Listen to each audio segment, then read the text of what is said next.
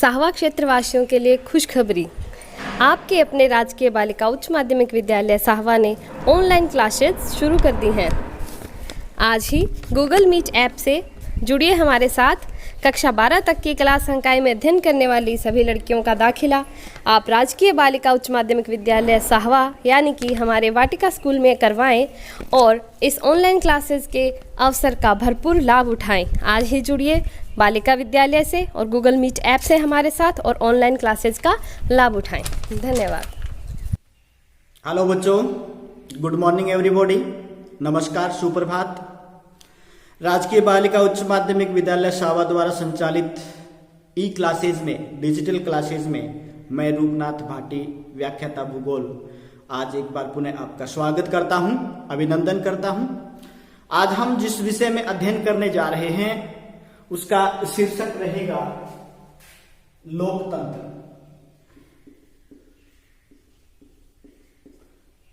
अर्थात डेमोक्रेसी।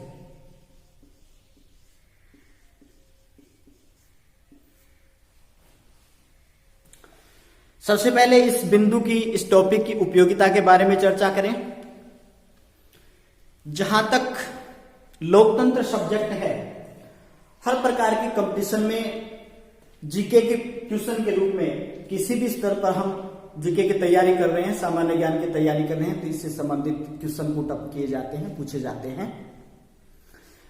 यदि विद्यार्थी कक्षा 11 या 12 में अध्ययन कर रहा हो तो उसको राजनीति विज्ञान के रूप में उनका जो विषय है उससे यदि कोई अध्ययन करता है तो सबसे पहले इस बिंदु से उनको रूबरू होना पड़ता है। और यदि बात करें कक्षा 10 में अध्ययन करने वाले विद्यार्थियों की, उनका जो विषय है सामाजिक विज्ञान, उसका पूरा सिलेबस कई भागों में बटा हुआ है। सर्वप्रथम इतिहास, उसके बाद सिविक्स, और सिविक्स का जो पार्ट है उसमें लेसन 5, 6 और 7 3 ऐसे अध्याय हैं जिनमें सिविक्स का अध्ययन करना होता है।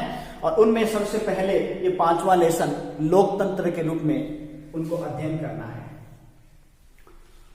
यदि कक्षा 10 पर फोकस करके इस बिंदु का हम अध्ययन करें तो सबसे पहले ये ध्यान रखना होता है कि बोर्ड का जो एग्जाम होगा, इस लेसन से कितने नंबर के क्वेश्चन आएंगे, किस पैटर्न के क्वेश्चन आएंगे, तो ये सबसे पहले ये क्लियर करना जरूरी है। उसके बाद हम आगे का अध्ययन करेंगे। तो कक्षा 10 में बोर्ड की जो एग्जाम होती है, परीक्षा होती है, इस लेसन से 5 नंबर के क्वेश्चन पूछे जाते हैं, कुल 5 अंक, और वो भी 2 भागों में बटे होते हैं। एक प्रश्न आएगा 1 नंबर का और एक क्वेश्चन आएगा 4 अंक का। तो इस प्रकार ये हमें लेसन पढ़ने से पहले हमें डिटरमाइंड हो जाना है कि इसमें हमें क्या पढ़ना है, किस प्रकार की तैयारी करनी है। 1 नंबर का क्वेश्चन आना है इस लेसन से, तो ये निश्चित है कि हमें इस लेसन से बारीक जो बातें, छोटी छोटी बातें हैं, जो सूक्ष्म जानकारियां हैं, उनको हमें अंतर्सात करना पड़ेगा, समझना पड़ेगा, याद रखना पड़ेगा। तो 1 नंबर का क्वेश्चन आने वाला है, इसलिए छोटे बिंदुओं को हमें ध्यान में रखना है। और 4 नंबर का क्वेश्चन भी आना है, तो हमें इस लेसन से डिस्क्रिप्टिव क्वेश्चन भी एक तैयार करना पड़ेगा यदि हमें अच्छे अंक प्राप्त करने हैं। अब यदि बात करें लोकतंत्र है क्या, यदि एकदम सरल शब्दों में हम समझें तो लोकतंत्र एक शासन की व्यवस्था होती है। किसी भी राष्ट्र का, किसी भी देश का प्रशासन चलाने के लिए, शासन संचालित करने के लिए ये एक व्यवस्था होती है, एक सिस्टम होता है, एक तंत्र होता है, जिसे लोकतंत्र के नाम से जाना जाता है। बात करें हिंदी में लोकतंत्र को अन्य किस नामों से जाना जाता है, तो ये भी याद रखना जरूरी है। हिंदी भाषा में लोकतंत्र कहते हैं, इसे प्रजातंत्र कहते हैं और इसे जनतंत्र कहते हैं। ये हिंदी भाषा में इनके अन्य नामों की बात हुई। अंग्रेजी भाषा में लोकतंत्र का समानार्थी शब्द डेमोक्रेसी होता है। डेमोक्रेसी अंग्रेजी का मूल शब्द न होकर ग्रीक भाषा का दो शब्दों का कॉम्बिनेशन है। किस भाषा का बच्चों? ग्रीक भाषा के दो शब्दों के मेल से डेमोक्रेसी शब्द बना है, और वो दोनों शब्द हैं डेमोस प्लस क्रेटिया।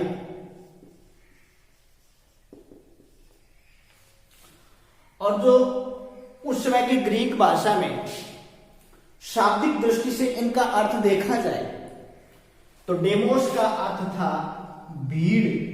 क्या था बच्चों? भीड़, क्राउड। और क्रेटिया शब्द का अर्थ था शक्ति, पावर। इस प्रकार ग्रीक भाषा के जो मूल शब्द थे डेमोस और क्रेटिया, उस समय इनका अर्थ होता था भीड़ की शक्ति। लेकिन वर्तमान परिप्रेक्ष्य में भीड़ ने लेकर डेमोस का अर्थ होता है जनता। क्या होता है बच्चों? जनता, पब्लिक। और डेमोस का अर्थ, क्रेटिया का अर्थ है शक्ति। तो वर्तमान परिदृश्य में शाब्दिक दृष्टि से डेमोक्रेसी का यदि अर्थ हम समझें तो इसका अर्थ होता है जनता की शक्ति। क्या कहते हैं? जनता की शक्ति, यानी द पावर ऑफ पब्लिक। ये हुआ अर्थ। अब हम बात करते हैं लोकतंत्र की परिभाषा की। बर्न्स के अनुसार लोकतंत्र एक ऐसा शब्द है जिसके अनेक अर्थ हैं। ये बात हम पढ़ चुके हैं। इसको लोकतंत्र कहते हैं, इसको प्रजातंत्र कहते हैं, इसको डेमोक्रेसी कहते हैं। अनेक अर्थ हैं और इसके साथ भावनात्मक अर्थ भी जुड़ा है।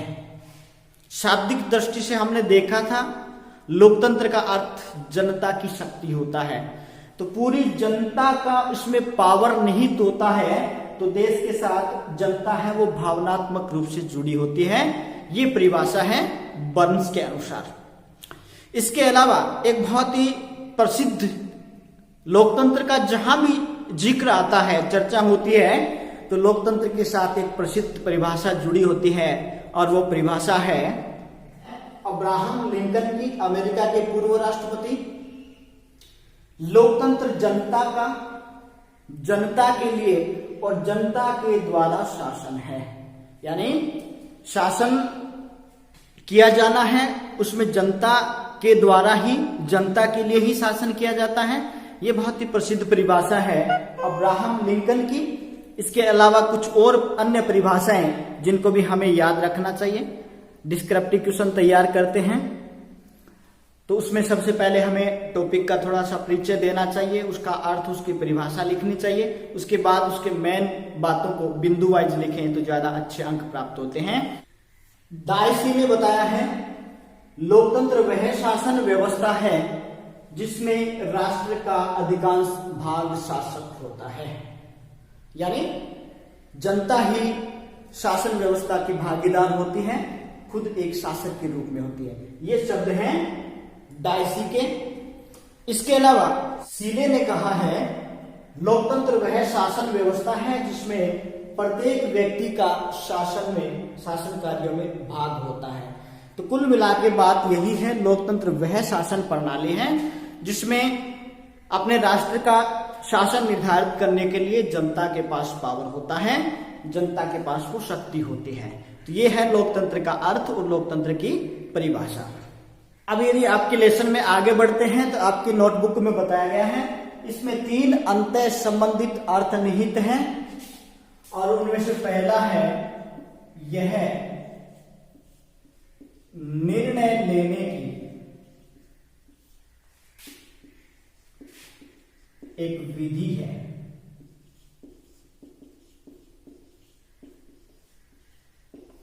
लोकतंत्र क्या होता है, इनका अर्थ पढ़ा हमने, इसकी परिभाषाओं को पढ़ा है, तो उनसे ये बातें निकलकर सामने आती हैं कि लोकतंत्र क्या होता है। यह निर्णय लेने की एक विधि होती है।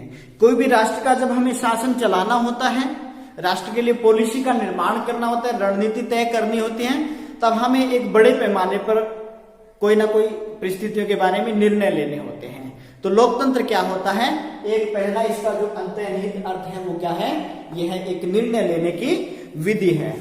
इसका जो दूसरा सिद्धांत है, अंतर्निहित जो सिद्धांत है, इसमें अर्थ निहित है इस बात में, लोकतंत्र में। तो पहला है निर्णय लेने की एक विधि है, और इसका जो दूसरा अंतर्निहित अर्थ है निर्णय लेने के, यह है निर्णय लेने के सिद्धांतों का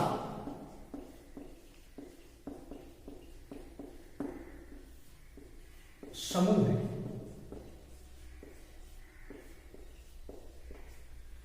यह निर्णय लेने की विधि है और यह निर्णय लेने के सिद्धांतों का समूह होता है। अर्थ ये हुआ कि कोई भी परिस्थिति में हमें निर्णय लेना होता है, राष्ट्र को संचालित करने के लिए, राष्ट्र के लिए निर्णय लेना होता है, तो वह सिद्धांतों का समूह होता है। कुछ सिद्धांत होते हैं, ऐसा नहीं कि अपनी मर्जी से कोई भी निर्णय ले लिया, क्योंकि ये लोकतंत्र है, ये जनता में इसकी शक्ति नहीं होती है। तो इसके लिए कुछ सिद्धांत होते हैं, सिद्धांतों के अनुसार ही इसमें राष्ट्र का भविष्य निर्धारित करने के लिए निर्णय लिए जाते हैं। इसके अलावा इसमें तीसरा जो अंतर्निहित अर्थ है वो है आदर्शात्मक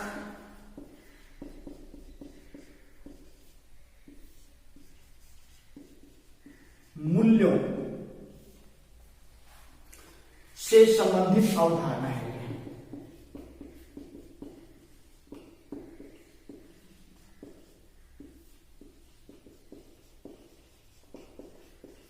अर्थ और परिभाषा पढ़ने के बाद ये इसके तीन अंतर्निहित अर्थ निकल कर आए हैं। आदर्शात्मक मूल्यों से संबंधित अवधारणा होती है। ये जो भी निर्णय लिए जाते हैं, निर्णय लेने सिद्धांतों के आधार पर होते हैं, और वो सिद्धांत भी कैसे होने चाहिए, आदर्शात्मक मूल्यों से होने चाहिए। ऐसे आदर्श आइडियल्स होने चाहिए, यानी हमारे न्यायपालिका के द्वारा, हमारी संसद के द्वारा जो कानून निर्माण किए जाते हैं, कोई भी परिस्थितियां आती हैं उस पर न्यायपालिका अपने निर्णय देती है, और वो न्यायपालिका द्वारा जो स्थापित आयाम होते हैं, जो आदर्श होते हैं, जो मूल्य होते हैं, उन मूल्यों से संबंधित कोई भी परिस्थिति में हमें निर्णय लेना होता है। तो ये अर्थ के आधार पर इसके तीन अंतर्निहित अर्थ निकल कर आते हैं। आइए अब आगे बढ़ते हैं, बात करते हैं लोकतंत्र के विभिन्न रूप या प्रकार। तो मूलतः जो लोकतंत्र है उसमें चार प्रकार पाए जाते हैं। एक है सामाजिक लोकतंत्र,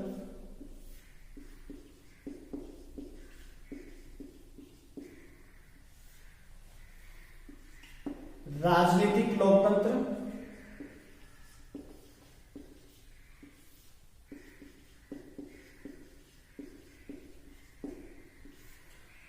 आर्थिक लोकतंत्र,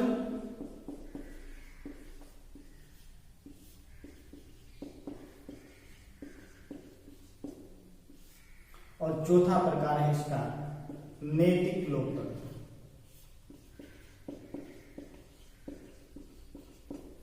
तो इसके चार प्रकार हमें देखे जाते हैं। चार प्रकार के रूप में लोकतंत्र पाया जाता है। सबसे पहले बात करते हैं सामाजिक लोकतंत्र। समाज का जो ताना बाना होता है, समाज में बहुत सारी बातें होती है, वो लिखित नहीं होती है। अगर हम भारत के लोकतंत्र की बात करें तो भारत में लोकतंत्र के लिए सारे जो नियम कायदे हैं वो अपने संविधान में लिखित हैं। लिखित कानून है हमारे देश में। लिखित कानूनों के आधार पर कोई भी परिस्थिति आती है उसमें न्यायपालिकाएं अपना निर्णय देती हैं। लेकिन यदि बात करें समाज में, तो समाज में बहुत सारी ऐसी बातें होती है जो लिखित में नहीं होती है, फिर भी वहां लोकतंत्र होना जरूरी होता है। तो वहां कुछ सिद्धांतों के आधार पर, कुछ परिपाटियां, कुछ परंपराएं, कुछ रीति रिवाज, उनके आधार पर लोकतंत्र होता है। और जहां लोकतंत्र की जो मूल आत्मा होती है वही होती है कि लोकतंत्र सभी को समान हक प्रदान करता है। कानून के समक्ष सभी बराबर होते हैं और सभी को अपना जीवन यापन करने के लिए बराबर के अवसर उपलब्ध करवाए जाते हैं। तो बात करें सामाजिक लोकतंत्र की, तो समाज में कोई लिखित कानून कायदे नहीं होते हैं, फिर भी एक व्यवस्था होती है लोगों को अपने बराबरी का दर्जा देने के, दूसरे को अपने से कमजोर नहीं समझना, दूसरों को अवसर प्रदान करना, आगे बढ़ने का मौका देना। तो इस प्रकार की समाज में व्यवस्था होती है, कुछ सामाजिक लोकतंत्र कहलाते हैं। आगे बढ़ते हैं, बात करें राजनीतिक लोकतंत्र की। देश का शासन संचालित करने के लिए राजनीतिक लोकतंत्र होता है। राजनीति चलाने के लिए, प्रशासन व्यवस्था को सुचारू रूप से संचालित करने के लिए राजनीतिक लोकतंत्र की आवश्यकता होती है। और यदि भारत के राजनीतिक लोकतंत्र की बात करें तो लिखित संविधान है हमारे यहाँ, और संविधान में लिखित कानूनों के दायरे में रहकर न्यायपालिकाएं अपना निर्णय देती है, उसी के अनुरूप हमें अपना आचरण करना होता है। इससे अगर कोई हम इससे अलावा किसी प्रकार का व्यवहार करते हैं तो हमें जो राजनीतिक लोकतंत्र है, लिखित जो कानून होते हैं वो हमें रोकते हैं, अपनी मर्यादाओं में रखते हैं।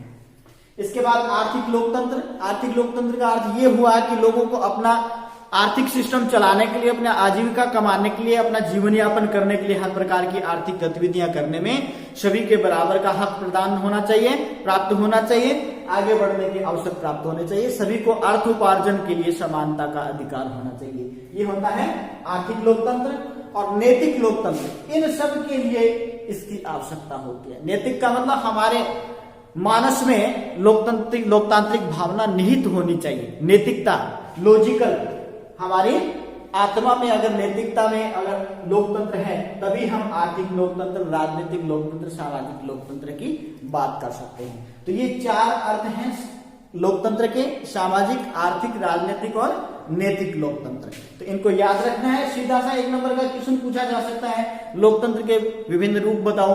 4 आपको नाम लिखने, 1 नंबर का क्वेश्चन पूछा जा सकता है। और यदि यहां से बड़ा क्वेश्चन यदि कोई एग्जामिनर बनाना चाहे, पेपर सेटर, तो बड़ा क्वेश्चन भी इनको अर्थ सहित समझाने के लिए कहा जा सकता है। तो ये इंपॉर्टेंट बात है लोकतंत्र के विभिन्न रूप या प्रकार। अब ये जो लोकतंत्र के विभिन्न 4 प्रकार बताए हैं, रूप बताए हैं, उनसे संबंधित कुछ बहुत ही महत्वपूर्ण बिंदु जहां से बोर्ड की परीक्षा में प्रश्न को उठाया जा सकता है, जिनको आपको ध्यान में रखना चाहिए, याद रखना चाहिए। यहां आप नोट्स बना लो, लिखकर अच्छे से याद करना। सामाजिक लोकतंत्र का प्रमुख लक्ष्य सामाजिक समता की भावना होता है। इसका अर्थ ये हुआ कि समाज में जाति, धर्म, नस्ल, रंग, भाषा, लिंग, धन या जन्म के आधार पर व्यक्तियों में भेदभाव नहीं किया जाना चाहिए।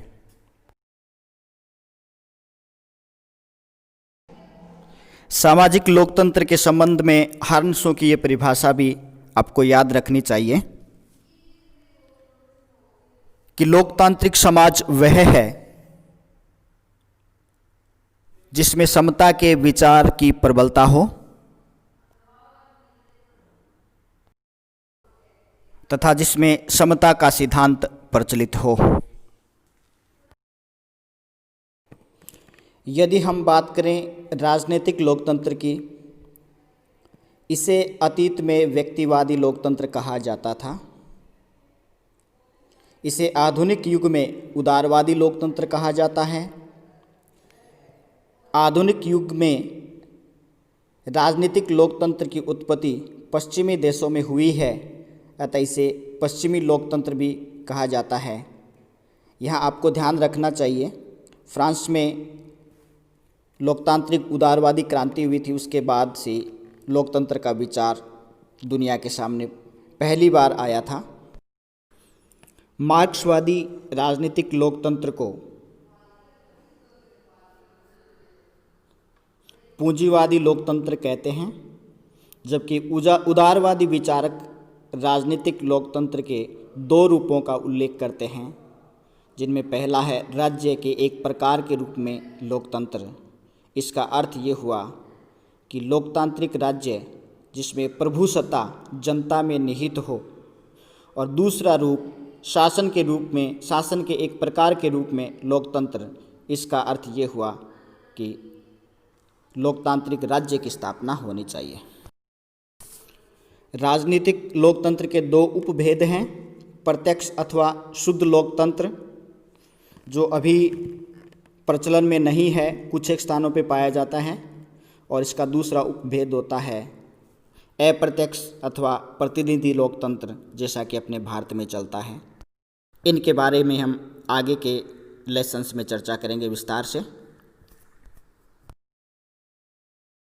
आइए अब बात करते हैं आर्थिक लोकतंत्र के बारे में, जहां से बोर्ड की परीक्षा में प्रश्न पूछा जा सकता है।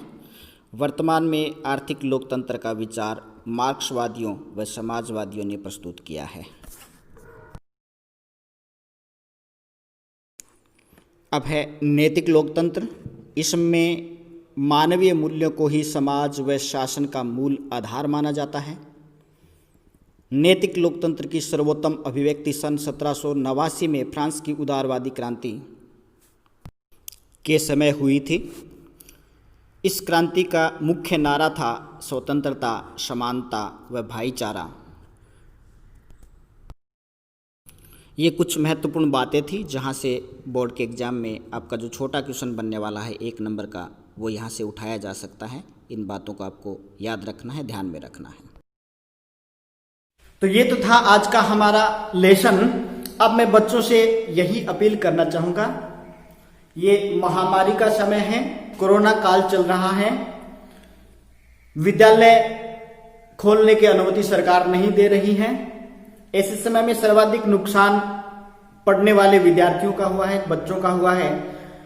तो लोकतंत्र के बहाने हमें अपनी पढ़ाई को नहीं छोड़ना है, लगातार अध्ययन करते रहना है।